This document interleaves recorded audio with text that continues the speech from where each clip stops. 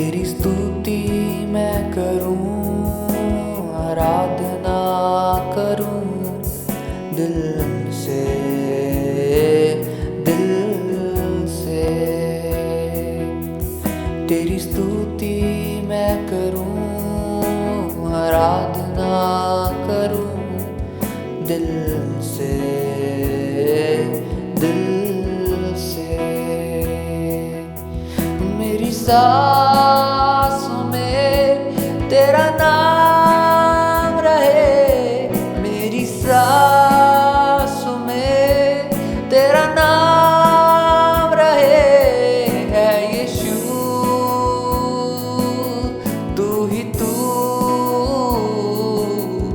तेरी स्तुति मैं करूं, आराधना करूं दिल से, दिल से। तेरी स्तुति मैं करूं, आराधना करूं दिल से, दिल से। जहाँ मेरी नजर जाए वहाँ तेरी स्तुति हो। जहाँ मेरी नजर जाए वहाँ तेरी स्तुति हो। सारी दुनिया का रखवाला तू, सारी दुनिया का रखवाला तू है प्रभु यीशु। तेरी स्तुति मैं करूं, आराधना करूं दिल से, दिल से। तेरी स्तुति मैं करूं, आराधना करूं दिल से, दिल से। खुशी और गम में साथ हो तेरा, प्रारंभ और अंत में नाम हो तेरा। खुशी और गम में साथ हो तेरा, प्रारंभ और अंत में नाम हो तेरा। मेरे जीवन का सहारा तू, मेरे जीवन का सहारा तू यीशु, तू ही तू। तेरी स्तुति मैं करूं, आराधना करूं दिल से, दिल से। तेरी स्तुति मैं करूं, आराधना करूं दिल से, दिल से, दिल से, दिल से।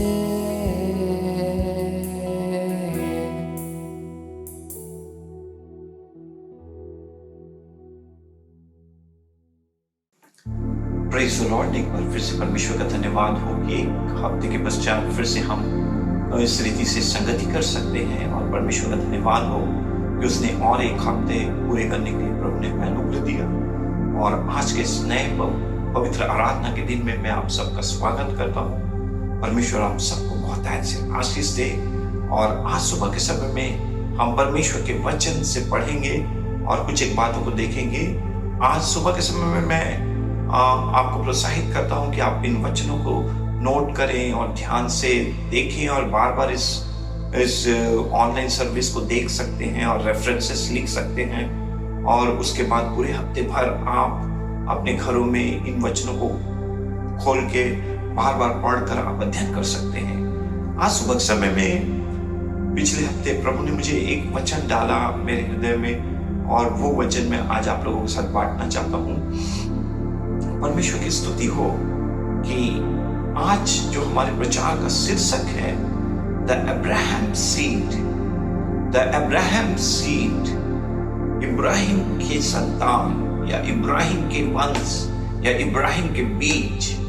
तो परमेश्वर का धन्यवाद हो, परमेश्वर की स्तुति हो कि आज मैं आप लोगों को इब्राहिम के संतान होने के विषय में बताना चाहता हूँ। और अब्राहम सीड कैसे मैं और आप अब्राहम के बीज हैं और संतान हैं, उसके वंशज हैं, इस चीज को मैं आज आपको बताऊंगा। तो सबसे पहले हम परमेश्वर के वचन से पढ़ेंगे गलतियों की पत्री, उसका 3 अध्याय, उसका 8 पद। आज जिन पत्रियों को हम लोग पढ़ने जा रहे हैं ये प्रेरित पौलुस के द्वारा लिखी गई पत्रियां हैं। और पहली पत्रियां तो हम देख रहे हैं गलतिया के नाम, जो गलतिया की कलीसिया है उसके नाम प्रेरित पौलुस की पत्री, और जो कि ठीक कुरिन्थियों की पत्री के बाद में गलतियों की पत्री को हम पढ़ते हैं। और ये गलतियों की जो पत्री है ये बहुत विशेष पत्री है।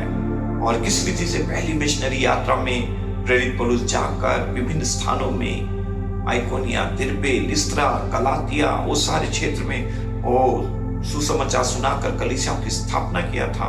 और उसके बाद कैसे वो सुसमाचार का बीज अन्य जातियों के हृदय में अंकुरित हुआ। यहूदी लोग विरोध किए, यहूदी लोग तर्क वितर्क करने लगे। उन्होंने कहा कि मूसा की व्यवस्था को पालन करना होगा पहले, और तब फिर तुम मसीह के पीछे चल सकते हो। मगर गलतियों की पत्री बहुत ही एक सैद्धांतिक शिक्षा की पत्री है। इंग्लिश में हम लोग उसको बोलते हैं कि डॉक्ट्रिनल एपिस्टल, एक शिक्षा जो विभिन्न प्रकार के डॉक्ट्रिन, शिक्षा जो बाइबल के अंदर में पाए जाते हैं। तो गलतियों की पत्री एक बहुत ही विशेष पत्री है। उसके बाद दूसरा पत्री भी हम लोग आज पढ़ने जा रहे हैं, और वो रोमियो की पत्री पढ़ने जा रहे हैं। और उसके बाद में हम लोग नए नियम से ये 2 मुख्य डॉक्ट्रिनल एपिस्टल जो प्रेरित पौलुस के द्वारा लिखी गई उससे पढ़ेंगे। और उसके बाद में हम पुराने नियम से जो पहली पुस्तक तोरा से लिया गया पहला पुस्तक है, उत्पत्ति की पुस्तक जेनेसिस से हम लोग कुछ वचनों को देखेंगे। और इस बात को देखने और समझने की कोशिश करेंगे कि how we are Abraham seed, हम इब्राहिम के बीज कैसे हैं, हम इब्राहिम के संतान कैसे हैं, हम इब्राहिम के वंशज कैसे हैं। इन वचनों को हम जल्दी जल्दी पढ़ेंगे। सबसे पहले मैं आपको बताना चाहता हूं गलतियों की पत्री, उसका 3 अध्याय 8 पद। All the Nations will be blessed, सारे देश के लोग तेरे द्वारा आशीषित होंगे। तो 8वां पद को हम पढ़ते हैं। यहाँ पर लिखा है कि और पवित्र शास्त्र में पहले से ही यह जानकर कि परमेश्वर अन्य जातियों को विश्वास से धर्मी ठहराएगा, पहले ही से अब्राहम को यह सुसमाचार सुना दिया कि तुझ में सब जातियां आशीष पाएंगी। यहां पर एक शब्द है उपयोग किया गया है कि सुसमाचार सुना दिया। परमेश्वर सबसे पहले सुसमाचार सुना दिया। तो हम लोगों के सामने में एक प्रश्न है कि सबसे पहले सुसमाचार कहां पर आया है, सबसे पहले सुसमाचार का प्रारंभ कहां पर हुआ है, सुसमाचार की शुरुआत कहां पर हुई है। और आप कोशिश करेंगे कि शायद मत्ती रचित सुसमाचार में शुरू हुई है, या मरकुस में सुसमाचार में शुरू हुई है, या यूहन्ना रचित सुसमाचार में सबसे पहले हम सुसमाचार को देखते हैं, या तो आप प्रेरितों के काम की पुस्तक या अन्य जगह में सुसमाचार को ढूंढेंगे कि सबसे पहले सर्वप्रथम सुसमाचार की शुरुआत कहां पर हुई। मगर यहाँ पर इन तमाम पुस्तकों से, नए नियम की इन पुस्तकों से पढ़कर पहली पुस्तक उत्पत्ति की पुस्तक, उसके पुस्तक में ही हम लोग पढ़ते हैं कि परमेश्वर ने पहले से ही एक नबुवत के तौर पे, एक भविष्यवाणी के तौर पे सुसमाचार की भविष्यवाणी कर दी थी, प्रचार कर दिया था। और यहाँ पर 8वें पद में लिखा है कि सबसे पहले परमेश्वर ने सुसमाचार सुना दिया। और यहाँ पर लिखा है कि सबसे पहले ही से अब्राहम को यह सुसमाचार सुना दिया कि तुझ में सब जातियां आशीष पाएंगी। एक सुसंदेश, एक शुभ संदेश, एक सुसमाचार, एक गुड न्यूज, एक पैगाम, खुशी का पैगाम परमेश्वर ने इब्राहिम को बताया कि तेरे द्वारा से कैसे सारे देश के लोग, सारी जाति के लोग आशीष पाएंगे।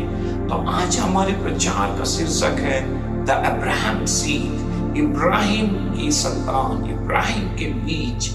और कैसे हम इब्राहिम के संतान हैं, इब्राहिम के बीज हैं, इसके लिए हम पहला पद पढ़ रहे हैं। और यहाँ पहले पद में गलतियों की पत्री 3 अध्याय 8 पद में लिखा है कि और पवित्र शास्त्र ने पहले ही से यह जानकर कि परमेश्वर अन्य जातियों को विश्वास से धर्मी ठहराएगा। परमेश्वर के लिए कोई भेदभाव नहीं है। परमेश्वर यहूदी और गैर यहूदियों के बीच में भेदभाव नहीं करता है। परमेश्वर के लिए अन्य जाति कोई तुच्छ नहीं है या छोटी नहीं है। और अन्य जातियों को वो इब्राहिम में होकर सारे जाति के लोगों को बचाना चाहता था, अन्य जातियों को बचाना चाहता था। तो यहां पर लिखा है कि अन्य जातियों को विश्वास से धर्मी ठहराएगा। परमेश्वर के उद्धार की योजना में ऐसी बात थी कि वो अन्य जातियों को विश्वास के द्वारा धर्मी ठहराएगा, उनको पवित्र ठहराएगा। पहले ही से अब्राहम को यह सुसमाचार सुना दिया। सबसे पहले परमेश्वर ने अब्राहम को यह बात प्रकट कर दिया कि तुझ में सब जातियां आशीष पाएंगी, तुझ में सब जातियां आशीष पाएंगी। आज भारत देश के अंदर में कम से कम 3,000 जाति हैं जहां पर अभी भी सुसमाचार नहीं गया, और 2,500-3 हजार जातियों के बीच में अभी भी सुसमाचार जाने की आवश्यकता है। उनके मातृभाषा में बाइबल का अनुवाद होना है। यूहन्ना 3:16 भी अनुवाद नहीं हुआ है कई एक भाषाओं में। बाइबल पूरी रीति से कई एक भाषाओं में, कई एक जनसमूह, कई जाति के लोगों के मातृभाषा में, उनके मदर टंग में बाइबल का अनुवाद नहीं हुआ है। तो अभी भी भारत देश के अंदर में 4,664 ऐसी कुछ जातियां थी पहले, मगर अभी काफी जातियों के बीच में सुसमाचार प्रचार हो गया है, कलीसिया की स्थापना हो गई है, बाइबल का अनुवाद हो गया है, ऑडियो, वीडियो, विजुअल और जीसस फिल्म उनके भाषा में अनुवाद हो गया है। मगर अभी भी 2,000 से 3,000 जाति हैं जहां पर सुसमाचार पहुंचना है, उनको उद्धार पाना है, इब्राहिम के संतान उनको बनना है। तो अभी ये परमेश्वर ने इब्राहिम से कहा कि तेरे द्वारा सब जाति के लोग उद्धार पाएंगे। तो 8 पद को आप पढ़िएगा, मनन करिएगा कि तुझ में सब जातियां आशीष पाएंगी। तो दुनिया में 10,000 से भी ज्यादा जनसमूह है, पीपल ग्रुप है, विभिन्न जाति है। हर एक जाति एक दूसरे से अलग है। ऐसे 10,000 जातियां हैं, मगर उसमें से बहुत सारी जातियों में सुसमाचार अभी पहुंच गया है। मगर अभी भी दुनिया में बहुत सारी जातियों तक सुसमाचार पहुंचना है। यदि आप दुनिया की कुल आबादी में से देखेंगे तो 50% लोग भी मसीह नहीं है, 50% लोग भी विश्वासी या मसीह नहीं है। केवल 2 बिलियन लोग, 7 बिलियंस में 7 बिलियन लोगों में से केवल 2 बिलियन लोग तक ही सुसमाचार पहुंचा है। दुनिया में अभी भी आधे से ज्यादा जनसंख्या और जाति के लोगों तक सुसमाचार नहीं पहुंचा है, और जिसके लिए सारे लोग मिलकर प्रार्थना कर रहे हैं और सुसमाचार सुनाने की कोशिश कर रहे हैं और लोगों तक सुसमाचार का अनुवाद करने की कोशिश कर रहे हैं। तो तुझ में सारी जातियां आशीष पाएंगी। मगर एक खुशखबरी आज सुबह के समय में आपको बताना चाहता हूं कि परमेश्वर का राज्य, सुसमाचार का प्रचार, जाति जाति तक लोगों का पहुंच इन अंत के दिनों में बहुत तेजी से हो रहा है, और बहुत सारे लोग अद्भुत रीति से बचाए जा रहे हैं, छुड़ाए जा रहे हैं, लोग परमेश्वर को जान पा रहे हैं। ये सब आपकी और हम सब की प्रार्थनाओं का परिणाम है। यदि हम सब प्रार्थना करेंगे, कोशिश करेंगे, सुसमाचार प्रचार के कार्य में जाएंगे, तो सब जाति के लोग आशीष पाएंगे। तो गलतियों की पत्री 3 अध्याय उसका 8 पद को मैंने पढ़ा, मगर मैं आपके लिए 6वां पद में भी बताना चाहता हूं। अब्राहम ने तो परमेश्वर पर विश्वास किया और यह उसके लिए धार्मिकता गिनी गई। कैसे विश्वास के द्वारा इब्राहिम धर्मी ठहरा। तो मैंने आपको बताया कि गलतियों की पत्री और रोमियो की पत्री 2 मुख्य सैद्धांतिक पुस्तक है। ये सार गर्भित पुस्तक है। इसमें पौलुस ने कलीसिया और मसीही जीवन और विश्वास की बुनियाद रखी है, उसका नींव रखा है। उसका फाउंडेशन रखा है। और परमेश्वर का वचन इफिसियों की पत्री में बताता है कि किस रीति से हम मसीह यीशु जो चट्टान है और प्रेरित और भविष्यवक्ता जो कि कलीसिया की बुनियाद है, नींव है, उनकी मसीह की शिक्षा, प्रेरित और भविष्यवक्ताओं की शिक्षा में कैसे हम परमेश्वर के लिए पवित्र स्थान बनते जाते हैं। उनकी बुनियाद में हमारा जीवन और विश्वास और आचरण और व्यवहार और चरित्र की रचना की जाती है और कैसे हम मसीह यीशु के लिए तैयार किए जा रहे हैं। तो प्रेरित पौलुस जब सुसमाचार प्रचार कर रहा था, कलीसिया रोपण कार्य कर रहा था और जगह जगह लोगों के बीच में वो सुसमाचार प्रचार के लिए यात्राएं कर रहा था, तो उस समय सबसे बड़ी चुनौती आई और वो चुनौती यहूदियों की तरफ से आई। और यहूदी चाहते थे कि सब अन्य जातियों का खतना किया जाए, उनको सर्वप्रथम मूसा की व्यवस्था के अनुसार से यहूदी बनाया जाए, यहूदी धर्म में लाया जाए और उसके बाद वो यीशु मसीह पर विश्वास करें और यीशु मसीह के पास जाए। तो ये बहुत ही अव्यावहारिक बातें थी, कठिन बातें थी।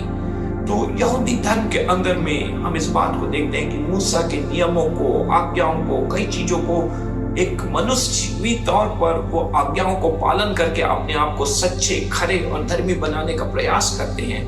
मगर याकूब की पत्री, जो कि एक प्रकार से गलतियों और रोमियो की पत्री से कुछ दूसरे दृष्टिकोण से लिखा गया, वहां पर कर्मों को महत्व दिया गया है और गलतियों और रोमियो की पत्री में विश्वास को महत्व दिया गया है। तो वहां पर किस रीति से ये व्यवहारिक नहीं था कि लोगों का खतना किया जाए और इतने लोगों को मसीह में फिर बाद में लाया जाए।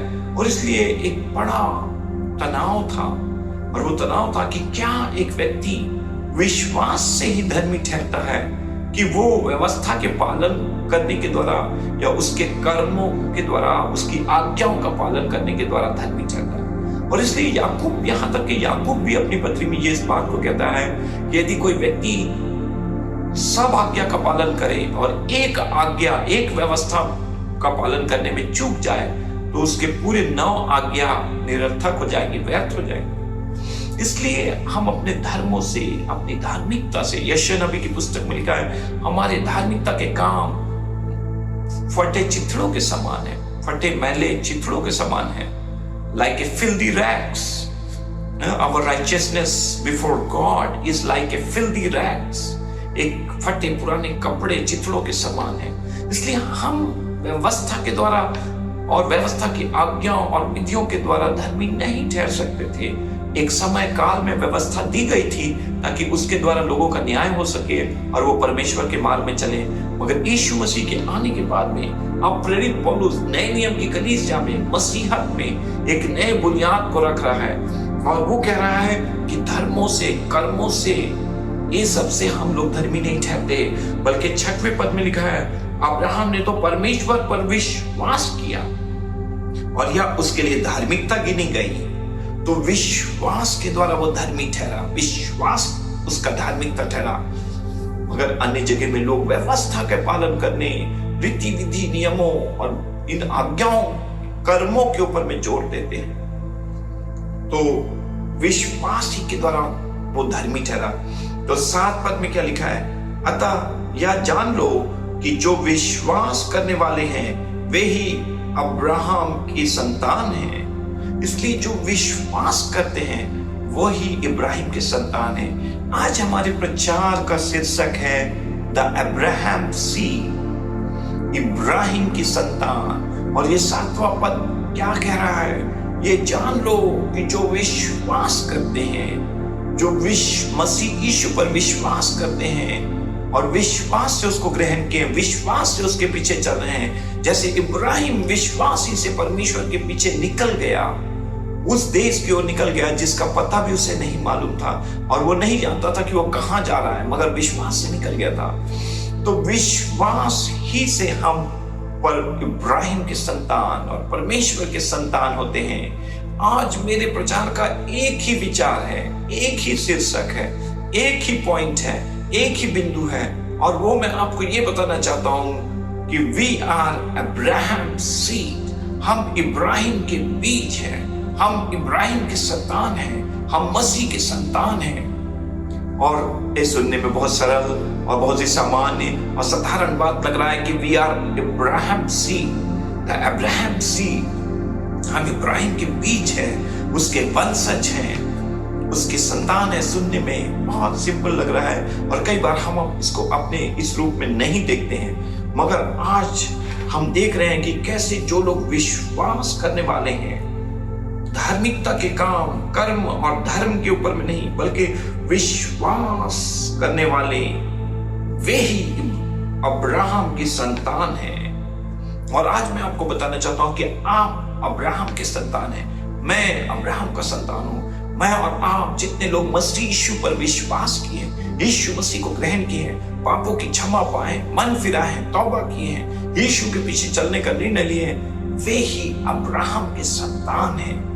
और ये बहुत ही अद्भुत और अलौकिक है कि मैं और आप अब्राहम की संतान है। कई बार हम अपने देश, परिस्थिति और माहौल में रहते हैं, परिवार में रहते हैं, हमें जरा से भी कभी ये नहीं लगता कि हम इब्राहिम की संतान हैं। मगर यदि आपके अंदर ये चेतना है, ये बोध है और आप ये अपने आप को इस रूप में देखते हैं, सोचते हैं, समझते हैं कि आप इब्राहिम के बीज हैं, we are Abraham seed, you are Abraham seeds, the Abraham seed आज हमारे प्रचार का शीर्षक है। आपको सिर्फ एक ही बात बताना चाहता हूं कि आप अब्राहम के बीज हैं, आप अब्राहम के वंशज हैं, आप अब्राहम के संतान हैं। और यदि आप अब्राहम के संतान हैं तो आप विश्वास करते हैं मसीह यीशु पर, विश्वास ही से आप अब्राहम के संतान हैं। अभी हम दूसरा एक वचन को पढ़ेंगे, गलतियों की पत्री उसका 3 अध्याय उसका 26, 27, 28 और 29 पद में। तो गलतियों की पूरी पत्री में और विशेष करके इस 3 अध्याय के अंदर में पौलुस यहूदी कट्टरपंथियों के साथ विवाद कर रहा है। और यहूदी लोग मूसा की व्यवस्था, 10 आज्ञा, धार्मिकता और नियमों के पालन करने पर जोर दे रहे हैं, खत्म करने के विषय में जोर दे रहे हैं। मगर ये अन्य जातियों का प्रेरित पौलुस सुसमाचार सुनाकर अन्य जातियों को मसीह के लिए जीत रहा है, कलीसियाओं की स्थापना कर रहा है और लोगों को बपतिस्मा दे रहे हैं। और वो इस बात को अब बड़े विश्वास और पवित्र आत्मा की ओर से कह रहा है कि हम व्यवस्था की धार्मिकता से इब्राहिम के संतान नहीं है, बल्कि मसीह यीशु पर विश्वास करने के द्वारा हम उसके धर्म। If you are Christ then you are Abraham seed. यदि तुम मसीह के हो तो तुम इब्राहिम के सीड हो, इब्राहिम के बीज हो। इब्राहिम तो आज हमारा जो मुख्य एक शब्द है seed, Abraham seed, we are Abraham, the Abraham seed आज हमारे प्रचार का शीर्षक है। और इस पद में यू आर क्राइस्ट, यदि तुम मसीह के हो और मसीह में हो, then you are Abraham seed, तब तुम अब्राहम के संतान और बीज हो और उसके संगी वारिस हो, प्रतिज्ञा के वारिस हो। तो हम 3 अध्याय उसका 26, 27 और 28 पद को पढ़ेंगे। गलतियों की पत्री उसका 3 अध्याय उसका 26 से मैं पढ़कर आपको सुनाऊंगा। क्योंकि तुम सब उस विश्वास के द्वारा जो मसीह यीशु पर है परमेश्वर की संतान हो। तो आज हम देख रहे हैं कि हम अब्राहम के संतान हैं। और अब्राहम के संतान कैसे होते हैं? जब हम यीशु मसीह पर विश्वास करते हैं तो हम यीशु मसीह के संतान, परमेश्वर के संतान होते हैं। और यदि हम परमेश्वर के संतान हैं तो आप इस बात को जान लीजिए कि आप अब्राहम के संतान भी हैं। और 27 पद, और तुम में से जितनों ने मसीह में बपतिस्मा लिया है उन्होंने मसीह को पहन लिया है। मसीह यीशु में, और जिन्होंने मसीह का बपतिस्मा लिया है, तुम में से जितनों ने मसीह में बपतिस्मा लिया है, मसीह में बपतिस्मा लिया है, उन्होंने मसीह को पहन लिया है। तो हम लोग एक लिबास पहने हुए हैं, एक वस्त्र धारण किए हैं, एक महिमामय वस्त्र हमें उद्धार पाने के समय में बपतिस्मा लेकर मसीह के पीछे चलने पर हमें मसीह यीशु की तरफ से प्रदान किया गया है कि हम यीशु मसीह की धार्मिकता का वस्त्र धारण किए हुए हैं। और ये गीत कहता है कि क्या तुम यीशु के पास गए कि तुम शुद्ध हो, और क्या तुम्हारे लिबास खून से सफेद और स्वच्छ हुए हैं या नहीं। यशायाह कहता है कि तुम्हारे पाप चाहे लाही रंग के भी क्यों ना हो, अग्रवानी रंग के भी क्यों ना हो, वो उनके ना ही श्वेत हो जाएंगे, वो हिम के ना ही श्वेत हो जाएंगे, सफेद हो जाएंगे। तो हम लोग यीशु मसीह का बपतिस्मा लिया है, हमने मसीह को धारण किया है, पहना हुआ है, हम मसीह में छिपे हुए हैं। और यदि हम मसीह में सुरक्षित हैं तो हमें किसी चीज से डरने की आवश्यकता नहीं। रोग, बीमारी, खतरों से मसीह हमें बचाएगा, क्योंकि हम उसको धारण किए हुए हैं। 28 पद, और ना कोई यहूदी रहा और ना यूनानी, ना कोई दास, ना स्वतंत्र, ना कोई नर, ना नारी, क्योंकि तुम सब मसीह यीशु में एक हो। हम सब मसीह में एक हैं। तो यहाँ पर जात पात, धर्म का मतभेद, यहाँ पर रंग भेद, black and white, we support the black people करके लोग सपोर्ट करते हैं, ब्लैक लोगों को सपोर्ट करते हैं, और कुछ लोग व्हाइट को सपोर्ट करते हैं। मगर प्रभु का वचन आज ये बता रहा है कि ना there is no black, there is no white, ना कोई दास है, ना कोई स्वतंत्र है, ना कोई यूनानी है, ना कोई यहूदी है। दूसरे शब्दों में यूनानी मतलब अन्य जाति, ना कोई अन्य जाति है, ना कोई यहूदी है। मैं और आप अन्य जातियों में से आते हैं। हम लोग इब्राहिम के शारीरिक संतान नहीं हैं। हम लोग सांसारिक रीति से, सामाजिक रीति से और दूसरे तरीके से, भौतिक रीति से हम लोग इसराइली या यहूदी नहीं हैं। हमारा जन्म किसी यहूदी परिवार में नहीं हुआ, किसी इसराइली परिवार में लालन पालन नहीं हुआ। तो हम कैसे इब्राहिम के बीज हो सकते हैं? हम कैसे इब्राहिम के संतान हो सकते हैं? तो आप और मैं अपने आप को इसलिए हर बार देखते हैं कि हम तो अन्य जाति, हमारे धर्म जात अलग है और हमारा इब्राहिम से कोई संबंध नहीं है। मगर आज यही मेरे प्रचार का विषय है। इस बात को बताना चाहता हूं कि द अब्राहम सीड, हम लोग इब्राहिम के बीज हैं, इब्राहिम के संतान हैं। और इन वचनों को हम लोग पढ़ रहे हैं कि कोई काला नहीं, कोई सफेद नहीं, कोई गुलाम नहीं, कोई स्वतंत्र नहीं, कोई ऊंचा नहीं, कोई नीचा नहीं, और कोई भी रंग भेद, जात पात, और कोई फेमिनिज्म नहीं है, कोई भी नारीवाद नहीं है। कोई कहता है कि मैं नारी हूं, कोई कहता है कि मैं नर हूं, कोई कहता है मैं स्त्री हूं, मैं पुरुष हूं। नो फेमिनिज्म, नारीवाद नहीं है, ना कोई पुरुषवाद कहे, ना कोई स्त्रीवाद। स्त्री और पुरुष भी बराबर है प्रभु के वचन के अनुसार, इस वचन के अनुसार कि सब लोग समान हैं।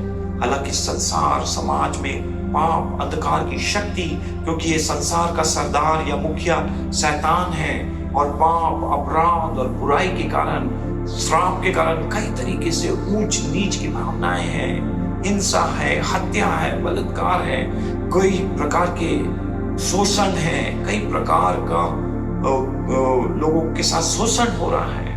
और इसलिए कई बार हमें बुरा लगता है और हम सोचते हैं कि ये चीजें हैं, और हम एक पक्ष की तरफ खड़े हो जाते हैं या कोई दूसरे पक्ष की तरफ खड़े हो जाते हैं। मगर हम ये प्रभु के वचन बताते हैं कि सब लोग समान हैं।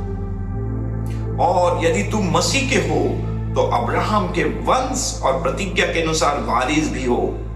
29 पद, मेरा एक दूसरा प्रचार आप इसी YouTube में सुन सकते हैं, द एयर्स ऑफ गॉड, इब्राहिम के वंश, हम कैसे पर इब्राहिम के वंशज हैं। और इस वचन का प्रचार भी बहुत पहले मैंने किया है, उसमें है, आप टॉपिक डालेंगे, ढूंढेंगे तो हमारे इस चैनल में मिल जाएगा, इसको भी सुन सकते हैं। एयर्स ऑफ गॉड, वारिस हैं, परमेश्वर के वारिस हैं, वारिसाना हक के बारे में, वारिस होने, कैसे आप इब्राहिम के वारिस हैं करके मैंने आपको बताया है वचन, आप उसको भी सुन सकते हैं। मगर आज हम सब बता रहे फिर से, यदि तुम मसीह के हो तो अब्राहम के वंश और प्रतिज्ञा के अनुसार वारिस भी हो। तो आज हम अब्राहम के वंश के हैं करके बता रहे हैं। वी आर अब्राहम सीड, मैं और आप इब्राहिम के बीज हैं, इब्राहिम के वंशज हैं, इब्राहिम के संतान हैं। और मैंने आपको बताया है कि किस रीति से, मैंने आपको बताया है कि जो शब्द यहाँ पर एक उपयोग आ रहा है कि अब्राहम सीड, इब्राहिम के वंश का है। तो इब्राहिम के वंश जो है, इब्राहिम के seed, we are Abraham seed. और सीड के लिए जो इब्रानी शब्द उपयोग किया गया है, और वो शब्द उपयोग क्या किया गया है, ज़ेरा, ज़ेरा, ZERA, ज़ेरा। और ज़ेरा का मतलब संपूर्णता में होता है, टोटलिटी में होता है, कंप्लीटनेस में होता है, कि बीज अपने आप में संपूर्ण पुख्ता होता है, कॉन्क्रीट होता है, कॉम्पैक्ट होता है, परिपूर्ण होता है, उसमें किसी चीज का अभाव नहीं होता है, वो किसी एक पेड़ या पौधे का एक छोटा भाग नहीं है, बल्कि बीज अपने आप में एक संपूर्णता होता है। ज़ेरा it is not a part of a plant, एक पौधे का, एक वृक्ष का एक अंग नहीं है, बल्कि वो अपनी संपूर्णता पे देखा जाता है, वो नया जीवन उत्पन्न करता है। और ये ज़ेरा इब्राहिम शब्द, ये जो इब्रानी शब्द ज़ेरा है, जो बीज के लिए उपयोग किया जाता है, वो ह्यूमन ऑफस्प्रिंग के बारे में, मानवीय संतान के बारे में, मनुष्यों के बारे में है। तो ये उत्पत्ति की पुस्तक 4 अध्याय 25 से 26 में वहां सीड करके शब्द उपयोग आया है। उसके बाद मैं आपको बताना चाहूंगा कि सीड के लिए नए नियम में, न्यू टेस्टामेंट यूनानी भाषा में लिखा गया है, और ग्रीक लैंग्वेज में, न्यू टेस्टामेंट में सीड के लिए यूनानी भाषा में जो शब्द उपयोग किया जाता है वो है स्पर्मा। स्पर्मा इज ए ग्रीक वर्ड, एक यूनानी शब्द स्पर्मा है, उसका मतलब होता है बीज। वी आर अब्राहम सीड, हम अब्राहम के स्पर्मा, बीज हैं, ज़ेरा हैं, हम उसके वंशज हैं, हम उसके संतान हैं। बेशक हम लोग अन्य जाति हैं, दूर देश के लोग हैं, मगर मैं अभी आगे बताऊंगा कि कैसे हम उसके बीज बन गए, कैसे हम उसके वंशज बन गए, कैसे हम उसके प्रतिज्ञा के वारिस हो गए हैं। और आज आपके लिए आशीषों की बात है, अधिकार की बात है, एक सुंदर भविष्य की बात मैं आपको बता रहा हूं। ये यूनानी शब्द स्पर्मा माने बीज, वी आर अब्राहम सीड, हम इब्राहिम के बीज हैं, हम इब्राहिम के संतान हैं। तो ये शब्द के बारे में आज मैं आपको बता रहा हूं कि how we are Abraham seed. आज इस प्रचार के खत्म होने के बाद भी आप लगातार पूरे हफ्ते भर ये सोचेंगे कि आई एम अब्राहम सीड, मैं इब्राहिम का बीज हूं, मैं इब्राहिम का संतान हूं, मैं इब्राहिम का वंश हूं, मैं उसका वारिसाना हक रखता हूं। ये मेरे प्रचार का उद्देश्य है कि आपको मैं ये बताऊं। तो 29 पद में साफ लिखा है कि हम अब्राहम के वंश हैं, हम अब्राहम के बीज हैं। वो इंग्लिश बाइबल में जो शब्द उपयोग किया गया है वो सीड है, हिंदी बाइबल में जो शब्द उपयोग किया गया है वो वंश है। और आज हम लोग देख रहे हैं कि कैसे हम इब्राहिम की बेटे हैं, इब्राहिम की बेटी हैं, हम कैसे उसके साथ एक खून का संबंध है। ये केवल मसीह यीशु के द्वारा संभव हुआ, मसीह यीशु के क्रूस के द्वारा हुआ, उसके मारे जाने, गाड़े जाने और जी उठने के द्वारा से, सुसमाचार प्रचार के द्वारा से और उस पर विश्वास करने के द्वारा से संभव हुआ। जल्दी से हम गलतियों की पत्री 3 अध्याय का 16 पद को देखेंगे। गलतियों की पत्री 3 अध्याय का 16 पद, 3 अध्याय 16 पद में क्या लिखा है देखिए। पूरा एक ही अध्याय, 3 अध्याय से सारी बातें आ रही हैं। 16 पद, अतः प्रतिज्ञाएं अब्राहम को और उसके वंश को दी गई है। प्रतिज्ञाएं, प्रोमिसेस किसको दी गई हैं? अब्राहम और उसके वंश को दी गई है। और आज से आप बोलेंगे कि मैं इब्राहिम का वंश हूं, तो सारी प्रतिज्ञा जो इब्राहिम को दी गई है वो मुझे दी गई है। वह यह नहीं कहता वंशों को दी गई नहीं है ऐसा कहता है, बल्कि वंश को दी गई है। जैसे बहुतों के विषय में कहा, पर जैसे एक के विषय में कि तेरे वंश को, और वह मसीह है। तो इसमें बहुवचन और एक वचन का शब्द उपयोग किया गया है कि तेरे वंश को एक वचन, और बहुवचन ऐसा नहीं कहा गया है कि तेरे वंशों को नहीं कहा गया है, बल्कि तेरे वंश को।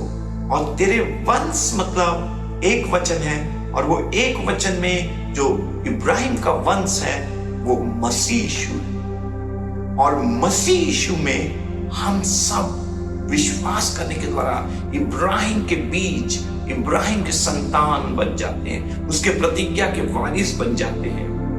तो 3 अध्याय 16 पद मिल गया है, and to your seed who is Christ, और तेरे बीच, तेरे वंशों के बारे में, वंश के बारे में जो मसीह है, वो इस क्राइस्ट। तो मसीह पर विश्वास करने के द्वारा मैं और आप इब्राहिम के बीज और वंश हो जाते हैं, ज़रा हो जाते हैं, स्पर्मा हो जाते हैं, और हम उसके वंश और उसके बीज हो जाते हैं, उसके संतान हो जाते हैं। रोमियो की पत्री 9 अध्याय 6 से 8 पद हम पढ़ेंगे। अभी तक हम गलतियों से देख रहे थे और अब हम जल्दी जल्दी रोमियो से देखेंगे।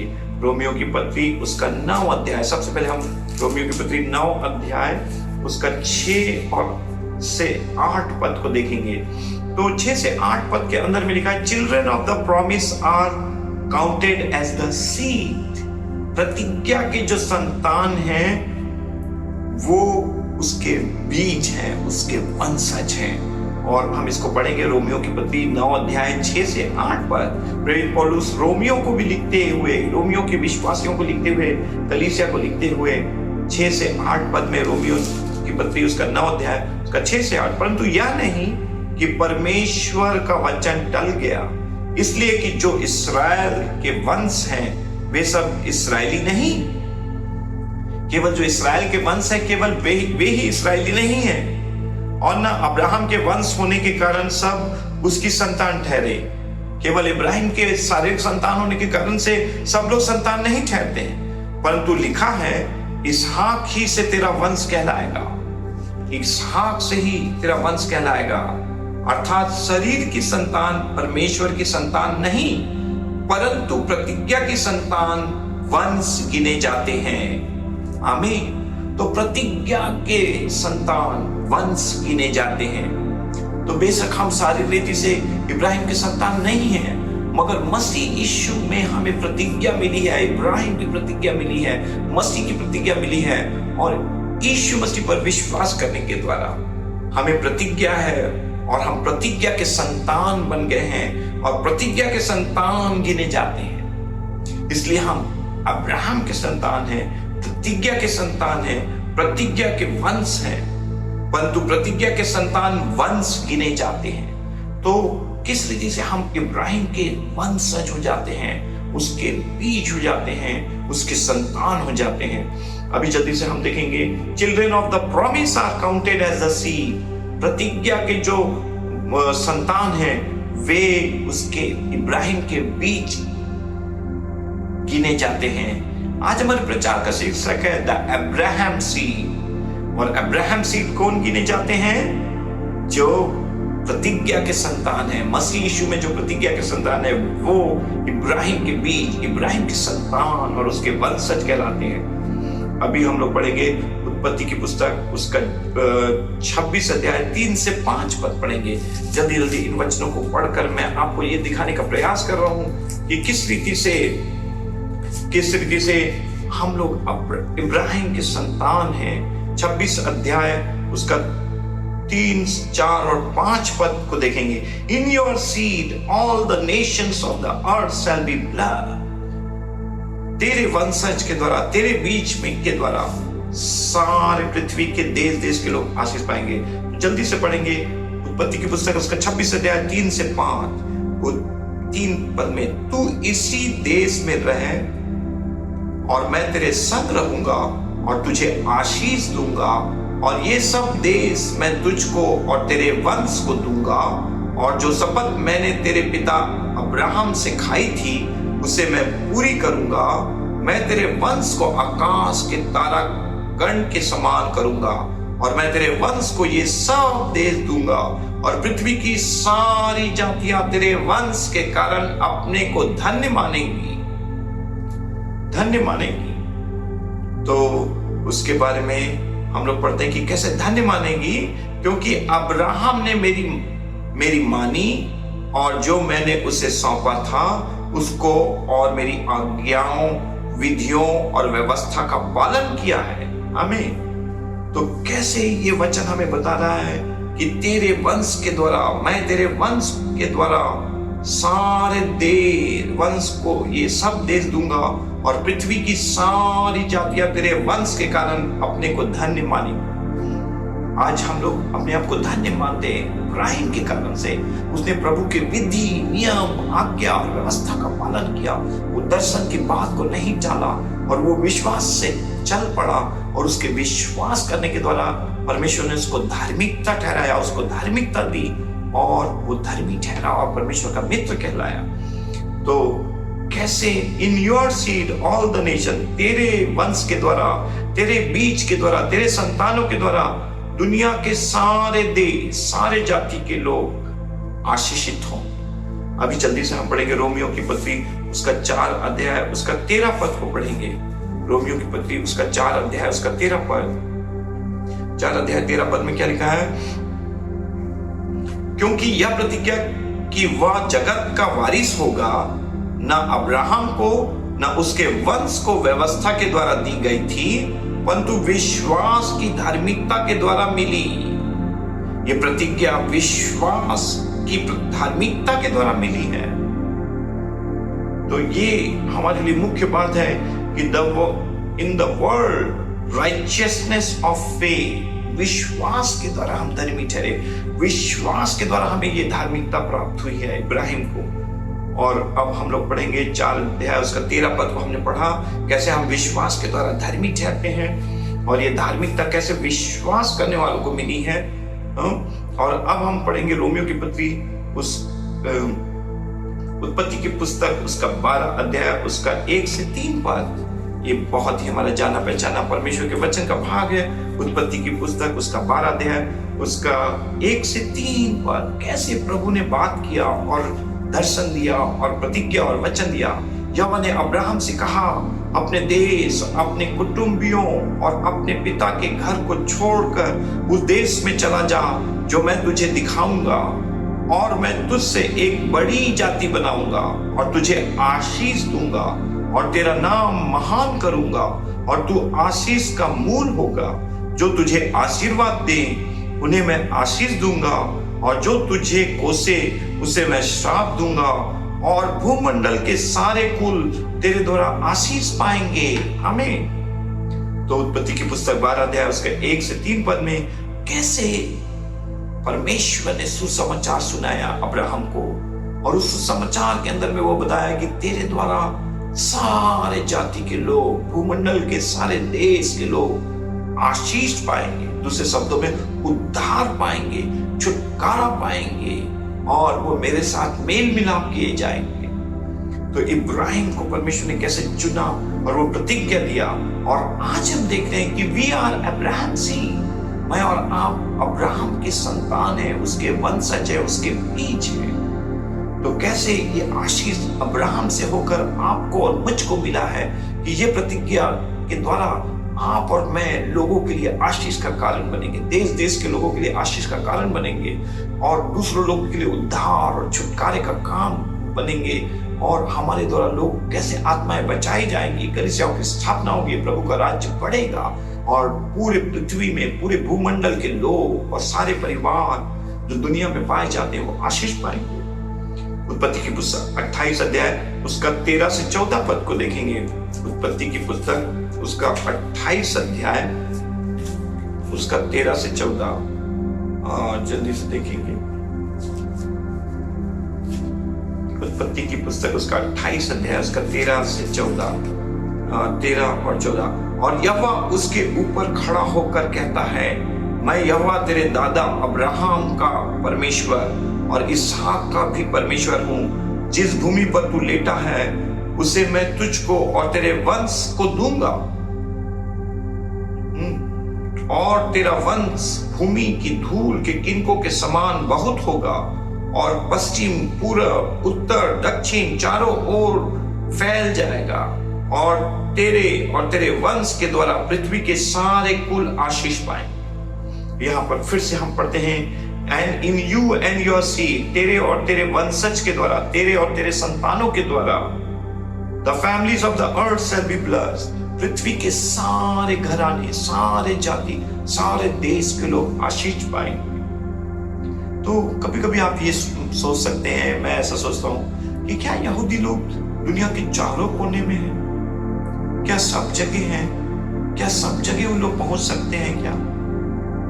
सब जगह पृथ्वी की चारों दिशा में, पूर्व पश्चिम उत्तर दक्षिण यहाँ लिखा है, सब जगह में वो कुछ मात्रा में शायद जा सके, कुछ क्षेत्र में जाए और कुछ क्षेत्र में ना भी पाए जाए।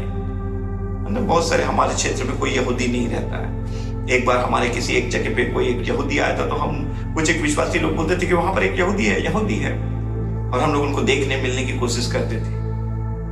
मगर यहाँ पर नए नियम के विश्वासियों के बारे में बताया जा रहा है कि जो चारों कोने पृथ्वी के पाए जाएंगे, ये विश्वासी सब जगह हैं, तेरे वंशज, तेरे संतान सब जगह होंगे, और इन आत्मिक इब्राहिम के संतानों के द्वारा पृथ्वी के समस्त घराने के लोग, समस्त जाति के लोग, सब लोग उद्धार पाएंगे, आशीष पाएंगे। आशीष एक प्रकार से ऐसी बात है कि आशीष, सबसे बड़ी आशीष क्या हो सकती है? वो है कि हम परमेश्वर के साथ मेल मिलाप कर दें, पापों की क्षमा पाले, अनंत जीवन का अधिकारी बन जाए, नरक की आग से बच जाए और स्वर्ग के राज के वारिस बन जाए, परमेश्वर के पास हम पहुंचने के योग्य बन जाए। इससे बढ़कर और क्या आशीष लोगों को चाहिए कि वो अनंत जीवन परमेश्वर के साथ बिताएंगे। तो ये परमेश्वर का प्रतिज्ञा है कि तेरे द्वारा सारे भूमंडल के लोग, तेरे और तेरे वंश के द्वारा पृथ्वी के सारे कुल, सारे कौम आशीष पाएंगे। सारे कुल और कौम तेरे द्वारा क्या पाएंगे? आशीष पाएंगे। तो हम लोग 28 अध्याय उसका 13 और 14 पद देख रहे थे। तो आज पूरे हफ्ते भर के लिए एक थोड़े से समय में मैं ये वचन आपको दे रहा हूँ। पूरे हफ्ते भर आप इनको 2-3 बार अच्छे से धीरे धीरे पढ़ें, समझें और मनन करें। प्रभु आपको और आशीष देगा। उत्पत्ति की पुस्तक 22 अध्याय उसका 16 से 18 पद में क्या लिखा है? 16 अध्याय 22 अध्याय उसका 16 से 18, 22 अध्याय उसका 16 से 18 में क्या लिखा है? यहोवा की यह वाणी है कि मैं अपनी ही यह शपथ खाता हूं कि तूने जो यह काम किया है कि अपने पुत्र वरन अपने इकलौते पुत्र को भी नहीं रख छोड़ा, इस कारण मैं निश्चय तुझे आशीष दूंगा और निश्चय तेरे वंश को आकाश के तारागण और समुद्र के तीर के बालू के किनकों के समान अनगिनत करूंगा, और तेरे वंश अपने शत्रुओं के नगरों का अधिकारी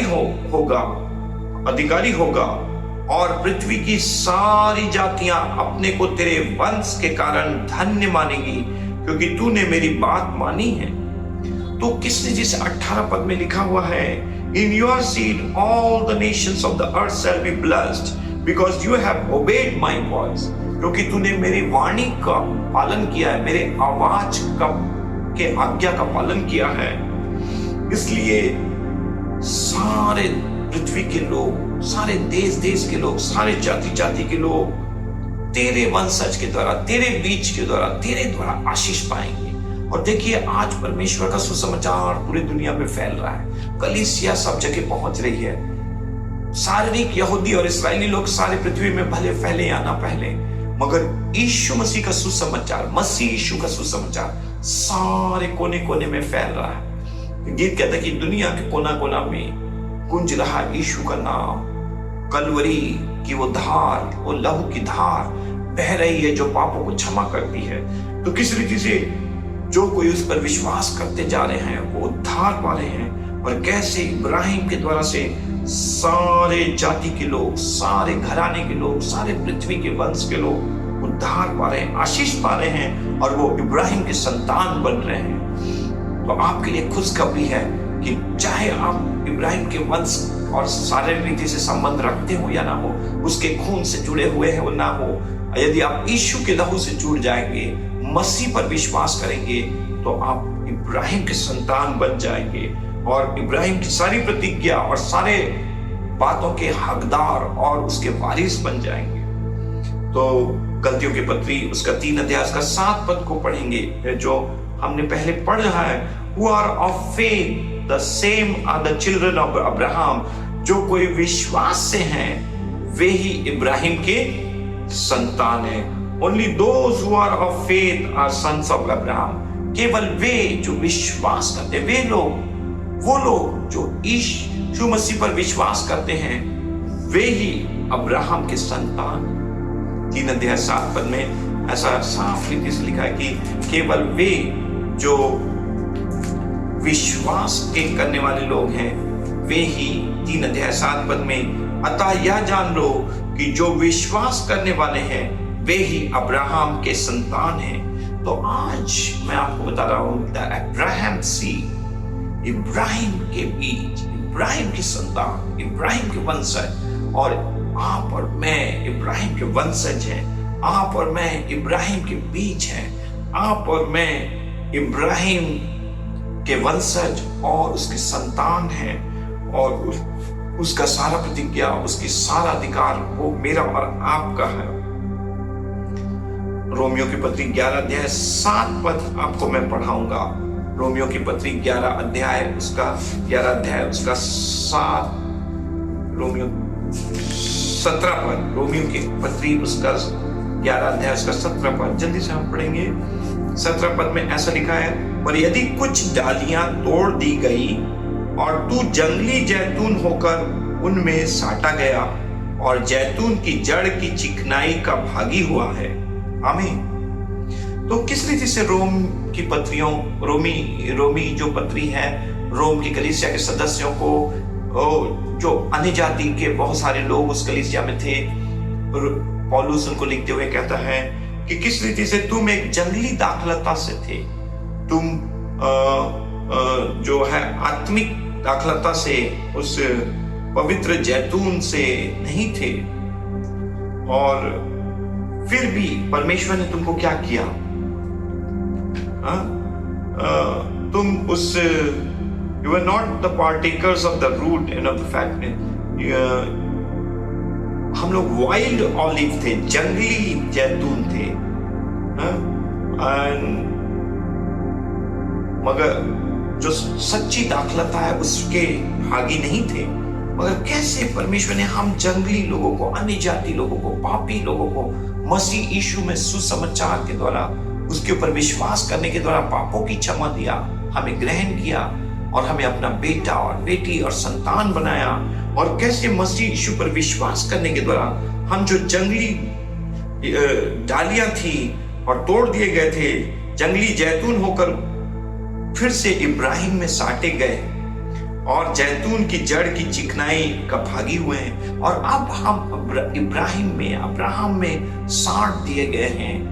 हाइब्रिडाइजेशन कहते हैं, वी आर हाइब्रिड, हम लोग उसमें ही जोड़ दिए गए हैं, साट दिए गए हैं। और बिटल्स जो मिंगलिंग है, जो मिलन है, जो किस रीति से हम लोग अलग अलग प्रकार के गुलाब के नस्ल बनाते हैं और अलग अलग गुलाब के कलम को लेकर हम कैसे उसको साटते हैं ताकि एक नए रंग का, एक नए रूप का गुलाब का फूल मिल सके। वैसे ही मैं और आप इब्राहिम में जो मुख्य दाखलता है, कैसे उसमें यीशु मसीह पर विश्वास करने के द्वारा हम लोग जो जंगली थे, जो भटके हुए थे, जो अन्य जाति थे, जो अंधकार में रहते थे, कैसे उसने हमें अपने अंधकार से अपनी अद्भुत ज्योति में बुलाया, मृत्यु से कैसे जीवन की ओर बुलाया, और कैसे उसने अपना धार्मिकता का वस्त्र हमें दिया और हमें अपना बेटा और बेटी और संतान बनाया। जितनों ने मसीह यीशु को ग्रहण किया उसको उसने अपने संतान होने का अधिकार दिया, यूहन्ना 1:12 के अनुसार। और कैसे हम जो आत्मा के चलाए चलते हैं वे ही परमेश्वर के संतान हैं, और कैसे हम संतान बने और कैसे इब्राहिम के साथ हम उस दाखलता में साट दिए गए। तो और कैसे हम उसके साथ अब सब प्रकार का आशीष प्राप्त कर रहे हैं, उसकी चिकनाई का भागी हुए हैं और भागी हुए हैं। तो किस रीति से वो कहेगा कि डालिया में हम लोग साटे गए हैं। इसको आप अपने घर में इस पूरे पैराग्राफ को 17 पद से आगे तक के पढ़िए कि हम जो जंगली जैतून थे वो कैसे आत्मिक जैतून में साटे गए और जोड़े गए, और कैसे हम इब्राहिम के संतान हो गए। तो आज सुबह के समय में मैं आपको ये प्रचार कर रहा था, द अब्राहम सीड, इब्राहिम के संतान। तो आज मैं आपको कह रहा हूं कि आप अब्राहम के सीड हैं, आप अब्राहम के वंशज हैं, आप अब्राहम के संतान हैं, और मैं अब्राहम का सीड हूं, मैं अब्राहम का संतान हूं, मैं अब्राहम का वंशज हूं। और ये मसीह यीशु पर विश्वास करने के द्वारा हुआ, ना कि मूसा की व्यवस्था का पालन करने के द्वारा से, मनुष्य की धार्मिकता के कारण से नहीं, परंतु यीशु मसीह ने हमारे अधार्मिकता को दूर करके अपने यीशु के लहू से धोकर अपनी धार्मिकता से हमें उड़ाया है और ढाका है, और हम उसके वस्त्र से आच्छादित हुए हैं। वो अपना लबादा हम पर डाला है और वो हमें वो पोशाक, वो वस्त्र दिया है जो धार्मिकता का है, जो मसीह यीशु में रची गई है।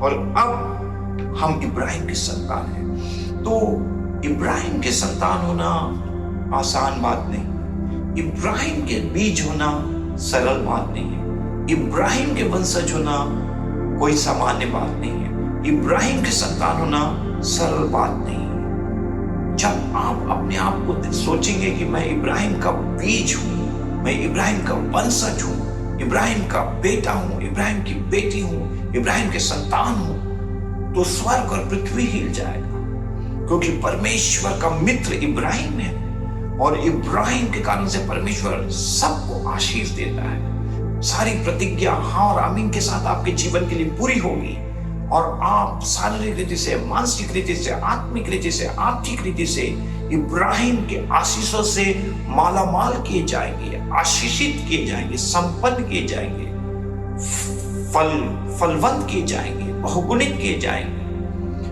और आप इस पृथ्वी के सारे कौम, सारे जाति, सारे धर्म के लोग, सारे स्त्री पुरुषों के लिए, जवानों के लिए, बच्चों के लिए, बुजुर्गों के लिए, सबके लिए नमक और ज्योति का कारण बनेंगे और सबके लिए आशीष का कारण बनेंगे। तो इब्राहिम का बीज होना, हम आज से सोचना शुरू करें कि I am Abraham seed, I am Abraham seed, I am no more a gentile.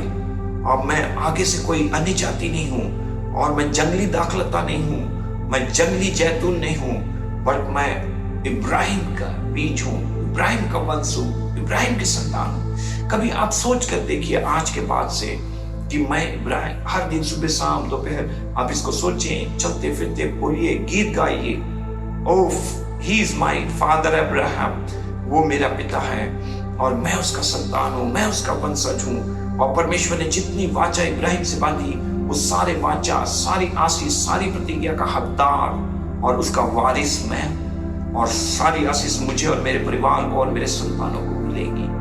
तो परमेश्वर आपको आशीष दे। पूरे हफ्ते भर आप ये सोचते रहिए कि आई एम अब्राहम सीड, मैं इब्राहिम का बीज हूं, मैं इब्राहिम का वीर्य हूं, स्पर्म हूं, स्पर्मा हूं। या किस रीति से मैंने आपको इब्रानी शब्द बताया है कि आई एम ए ज़ेरा, मैं बीज हूं, ज़ेरा इब्राहिम का संपूर्णता पे। तो परमेश्वर आपको इन वचनों के द्वारा आशीष दे। आप निराश और दुखित ना हो, दबे और कमजोर ना रहें, बल्कि इन वचनों को सुनकर एक नया बल, एक नई शक्ति, एक नई उत्साह, एक नई ऊर्जा पाकर आप प्रतिदिन के जीवन में, मसीह जीवन में बढ़ें। परमेश्वर आपको बहुत ऐसे आशीष देगा। और एक बात आप ना भूलें कि आप इसको शेयर करें, सब्सक्राइब करें, इसको लाइक करें, कमेंट करें और दूसरों को बताएं, ताकि और भी लोग इन वचनों को सुनकर इस कठिन संसारिक वातावरण के बीच में एक नए विश्वास और आशा के साथ और इस बोध के साथ कि वो इब्राहिम के बीज और वंशज और संतान है, एक हिम्मत और दिलेरी के साथ मसीह के काम में, वचनों में, प्रार्थना में, सेवा, संगति और सेवा में बढ़ते चले गए। परमेश्वर आपको इन वचनों के द्वारा आशीष दे।